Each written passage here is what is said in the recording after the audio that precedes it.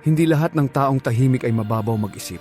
Sa katunayan, may mga tao na sobrang lalim mag-isip pero bihira mo silang marinig magsalita.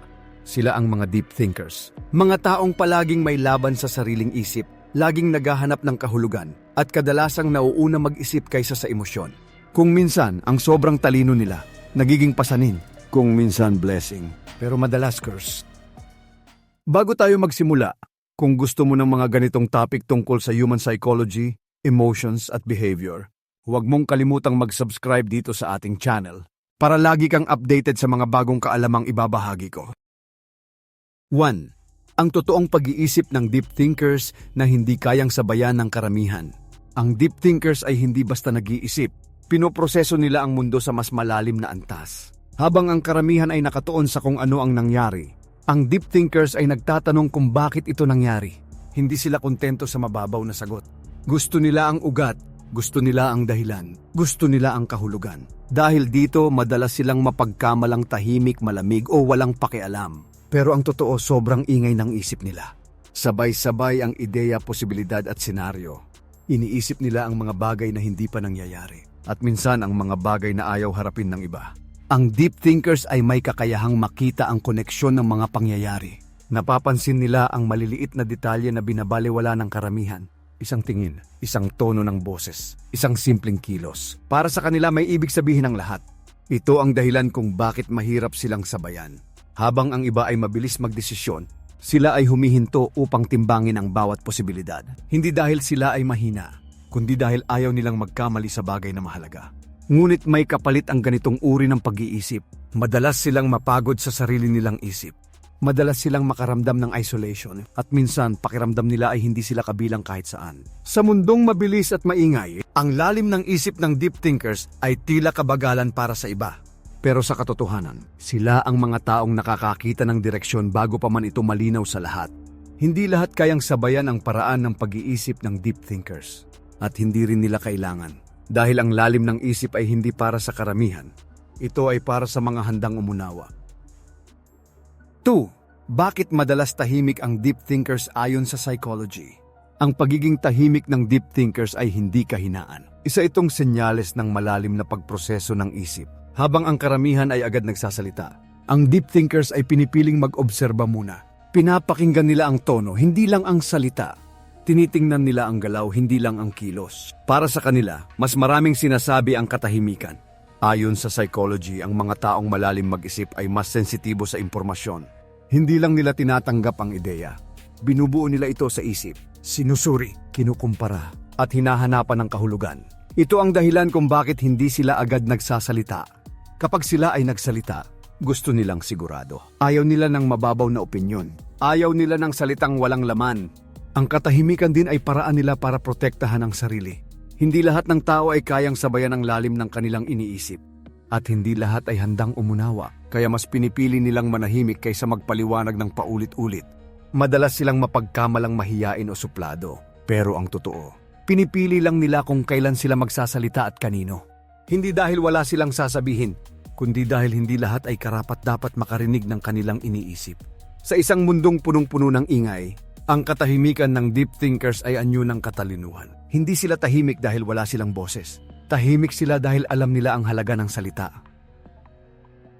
3. 7 nakakatakot na katotohanan tungkol sa deep thinkers. Una, mas mabilis nilang nakikita ang katotohanan. Kahit ito ay masakit, hindi sila madaling malinlang dahil sanay silang magbasa sa pagitan ng linya. Ikalawa, madalas silang mag-overthink. Hindi dahil mahina ang isip nila, kundi dahil kaya nilang makita ang maraming posibleng mangyari. Ang problema, hindi lahat ng posibilidad ay magaan sa damdamin. Ikatlo, madali silang maubos emotionally. Dahil malalim silang makaramdam, mas matagal bago sila makabangon kapag nasaktan. Tahimik lang pero mabigat ang dinadala. Ika-4, mas komportable silang mag-isa. Hindi dahil ayaw nila sa tao, kundi dahil ang sobrang ingay ay nakakapagod sa kanilang isip. Sa katahimikan doon sila nakakabawi. Ika-5, madalas silang makaramdam na hindi sila nababagay. Parang laging may distansya sa pagitan nila at ng iba. Hindi dahil sila ay mas mataas, kundi dahil iba lang talaga ang paraan ng kanilang pag-iisip. Ika-6, kapag napagod na sila, bigla silang lalayo. Walang drama, walang paliwanag. Ito ang paraan nila para iligtas ang sarili. Ika-7, Kapag nagdesisyon na sila, bihira na silang magbago ng isip. Matagal silang nag-isip bago pumili. Kaya kapag pumili na sila, buo ang loob nila. Ang mga katotohanang ito ay nakakatakot hindi dahil masama, kundi dahil kakaunti lang ang kayang umunawa. Ang lalim ng isip ng deep thinkers ay hindi para sa lahat. At minsan ang pinakamalalim na isip ang siyang pinakatahimik. 4. Ang isip ng deep thinkers. Bakit sila laging nauuna mag-isip? Ang deep thinkers ay hindi basta nagre-react. Bago pa man kumilos ang karamihan, sila ay nag-iisip na. Habang ang iba ay abala sa kasalukuyan, ang deep thinkers ay nasa hinaharap na ang isip. Iniisip nila ang posibleng resulta ng bawat desisyon. Ang epekto, ang magiging kapalit. Ayon sa psychology, ang ganitong uri ng pag-iisip ay bunga ng mataas na antas ng awareness. Sanay ang kanilang utak na mag-analyze ng pattern. Nakikita nila ang koneksyon ng mga pangyayari bago pa ito maging malinaw sa iba. Ito ang dahilan kung bakit madalas silang mukhang mabagal. Pero sa totoo lang, nauna na silang nakarating sa konklusyon. Tahimik lang ang proseso, malalim, at madalas hindi napapansin. Ang deep thinkers ay hindi umaasa sa emosyon sa unang hakbang. Pinapakinggan nila ito, pero hindi nila hinahayaang kontrolin ang desisyon. Mas mahalaga sa kanila ang lohika, karanasan at pag-unawa. May kapalit ang ganitong pag-iisip. Madalas silang maunahan sa aksyon. Minsan napag-iiwanan. Pero kapag dumating ang tamang oras, sila ang may pinakamalinaw na direksyon. Ang pagiging nauuna mag-isip ay hindi palaging nakikita bilang lakas. Sa mundong sanay sa mabilis na sagot, ang lalim ay nagmumukhang kabagalan. Pero sa huli, ang mga taong tunay na nauuna mag-isip ang siyang nagiging handa kapag dumating ang hindi inaasahan. 5. Kung deep thinker ka, ito ang malamang na pinagdadaanan mo.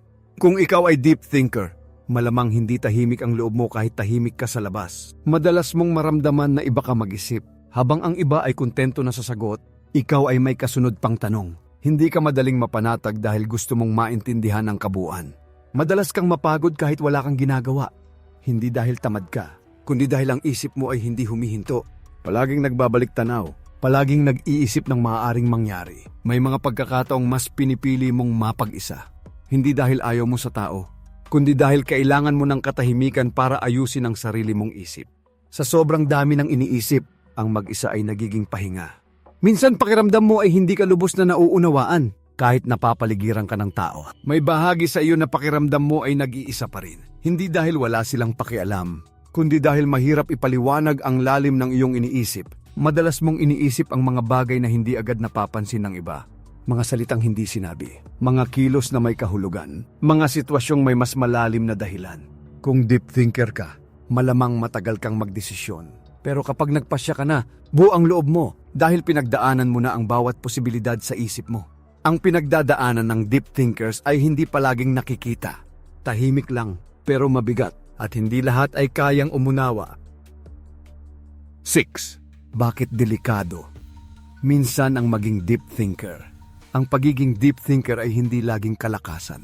Minsan, ito ay nagiging panganib sa sarili dahil sa lalim ng pag-iisip. Madalas silang maipit sa sarili nilang isip. Isang ideya ang humahantong sa isa pa hanggang sa mawalan ng pahinga ang utak. Kapag may problema, hindi agad ito nawawala sa isip ng deep thinker. Paulit-ulit nila itong binabalikan. Sinusuri ang bawat detalye. Hanggang sa ang simpleng issue ay nagiging mabigat na pasanin. Delikado rin dahil madalas nilang inuuna ang pag-unawa kaysa aksyon.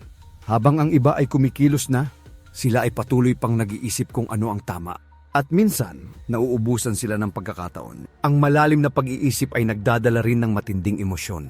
Mas malakas ang epekto ng pagkabigo. Mas mabigat ang pakiramdam ng lungkot at mas mahirap magpanggap na ayos lang. Isa pa sa panganib ay ang pagiging sobrang self-aware. Alam nila ang sariling kahinaan, alam nila ang pagkukulang. At minsan sila mismo ang pinakamatinding kritiko ng sarili. Hindi delikado ang pagiging deep thinker dahil mali ito. Delikado ito kapag wala ng balanse. Kapag hindi na alam kung kailan titigil ang isip. Ang lalim ng pag-iisip ay regalo. Pero tulad ng lahat ng regalo, kailangan itong gamitin ng tama. Dahil ang isip na walang pahinga ay kayang sirain kahit ang pinakamatalinong tao. 7. Deep thinkers. Psychology. Bakit mahirap sila intindihin? Mahirap intindihin ang deep thinkers hindi dahil komplikado sila bilang tao, kundi dahil mas malalim ang takbo ng kanilang isip. Habang ang karamihan ay direktang nagpapahayag ng nararamdaman, ang deep thinkers ay inuuna ang pagproseso. Hindi agad lumalabas ang iniisip nila. Kailangan muna itong maunawaan bago sabihin. Ayon sa psychology, ang mga taong malalim mag-isip ay may mataas na antas ng internal processing. Mas abala ang isip nila sa loob kaysa sa labas. Kaya madalas, hindi tugma ang nakikita ng tao sa tunay na laman ng kanilang isip. Isa pa sa dahilan kung bakit mahirap silang intindihin ay ang kakayahan nilang makita ang maraming pananaw. Habang ang iba ay pumipili ng isang panig, sila ay tumitimbang ng lahat. Dahil dito nagmumuka silang undecided o malamig. Hindi rin sila mahilig mag-explain ng sarili. Hindi dahil wala silang pakialam, kundi dahil alam nilang hindi lahat ay handang umunawa. Mas pinipili nilang manahimik kaysa ipilit ang lalim ng kanilang iniisip. Ang deep thinkers ay madalas magsalita lamang kapag may saysay. Wala silang interes sa mababaw na usapan. Mas gusto nila ang tahimik na pag-uusap na may laman. Sa mata ng iba sila ay misteryoso. Tahimik, mahirap basahin. Pero sa totoo lang, sila ay mga taong may isip na puno ng tanong, pag-unawa at paghahanap ng kahulugan. Hindi sila mahirap intindihin dahil sarado sila. Mahirap silang intindihin dahil kakaunti ang kayang sumabay sa lalim ng kanilang pag-iisip. 8. Ang lihim na ugali ng deep thinkers na hindi napapansin. May mga ugali ang deep thinkers na bihirang mapansin ng karamihan. Hindi dahil itinatago nila ito, kundi dahil hindi ito halata sa ibabaw. Isa sa mga lihim na ugali nila ay ang matinding pagmamasid. Tahimik silang nakikinig. Tahimik silang tumitingin. Habang ang iba ay nagsasalita, sila ay nagtatala sa isip. Napapansin nila ang maliliit na pagbabago sa kilos ng tao. Ang biglang pagbabago ng tono. Ang pag-iwas ng tingin. Para sa deep thinkers, may mensahe ang bawat detalye. Isa pa nilang ugali ay ang pagiging emotionally controlled. Hindi dahil wala silang nararamdaman, kundi dahil pinipili nilang huwag itong ipakita. Mas gusto nilang unawain muna ang emosyon bago ito ilabas. Madalas din silang mag-isolate ng kusa. Hindi ito pagtakas. Isa itong paraan para mag-reset ang isip. Sa katahimikan, mas malinaw nilang naririnig ang sarili. May ugali rin silang mag-reflect ng malalim. Binabalikan nila ang mga nakaraang desisyon. Hindi para pagsisihan, kundi para matuto. Para hindi na maulit ang pagkakamali. Isa sa pinaka hindi napapansing ugali ng deep thinkers ay ang kakayahan nilang maghintay. Hindi sila nagmamadali. Alam nila na ang tamang oras ay mas mahalaga kaysa sa mabilis na aksyon. Tahimik ang mga ugaling ito. Hindi palabas. Hindi pansinin. Pero ito ang bumubuo sa lalim ng pag-iisip ng deep thinkers. 9. Deep thinkers. Matalino o sobrang pag-iisip lang. Madalas itanong ng iba kung ang deep thinkers ba ay talagang matalino o sobra lang mag-isip. Sa ibabaw, parang pareho lang. Tahimik. Palaging nag-iisip. Madalas magdalawang isip. Pero ayon sa psychology, may malinaw na pagkakaiba. Ang deep thinkers ay hindi basta nag-iisip ng marami. Nag-iisip sila ng may direksyon, may layunin. Hinahanap nila ang dahilan, hindi lang ang sagot. Ang sobrang pag-iisip ay paikot-ikot, walang malinaw na konklusyon. Nakakapagod, nakakaubos ng lakas. Samantalang ang deep thinking ay malalim, tahimik, at may kakayahang magbigay ng mas malinaw na pag-unawa sa huli. Pero dito nagiging komplikado. Maraming deep thinkers ang nagiging overthinkers. Hindi dahil mahina ang isip nila, kundi dahil mahirap pigilan ang utak na sanay sa lalim. Kapag walang balanse, ang katalinuhan ay nagiging pasanin. Ang pag-unawa ay nagiging pagdududa. At ang pag-iisip ay nagiging dahilan ng pagkapagod. Ang kaibahan ay hindi sa dami ng iniisip, kundi sa kontrol. Ang matalinong pag-iisip ay may pahinga. Ang sobrang pag-iisip ay wala. Hindi lahat ng tahimik ay overthinker. At hindi lahat ng nag-iisip ng malalim ay naliligaw. Ang deep thinkers ay matalino kapag alam nila kung kailan titigil at kung kailan kikilos.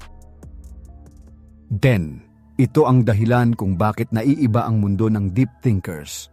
Ang mundo ng deep thinkers ay hindi naiiba dahil mas magulo. Ito ay naiiba dahil mas malalim habang ang karamihan ay tumitingin sa nakikita. Ang deep thinkers ay tumitingin sa kahulugan sa likod nito. Hindi lang nila tinatanong kung ano ang nangyayari. Tinanong nila kung bakit ito mahalaga. Ayon sa psychology, ang kanilang isip ay natural na naghahanap ng pattern at koneksyon. Nakikita nila ang ugnayan ng mga pangyayari kahit wala pa itong malinaw na anyo. Ito ang dahilan kung bakit madalas silang makaramdam na hindi sila nababagay. Ang bilis ng mundo ay hindi tugma sa lalim ng kanilang pag-iisip. Habang ang iba ay kontento sa sagot, sila ay patuloy na naghahanap ng kahulugan. Ang mundo ng deep thinkers ay puno ng tanong, puno ng pagninilay, puno ng tahimik na pag-unawa. Hindi ito palaging masaya, pero ito ay totoo. Madalas silang mapagkamalang malayo o hindi present. Pero sa katotohanan, naroon sila sa mas malalim na antas ng pag-unawa. Ang naiibang mundo ng deep thinkers ay hindi para sa lahat. Ito ay para sa mga handang mag-isip ng mas malalim, makinig ng mas tahimik, at umunawa ng mas tapat. At kung ikaw ay isa sa kanila, tandaan mo ito, hindi ka kakaiba dahil mali ka. Naiiba ka dahil mas malalim ang paraan ng iyong pag-iisip.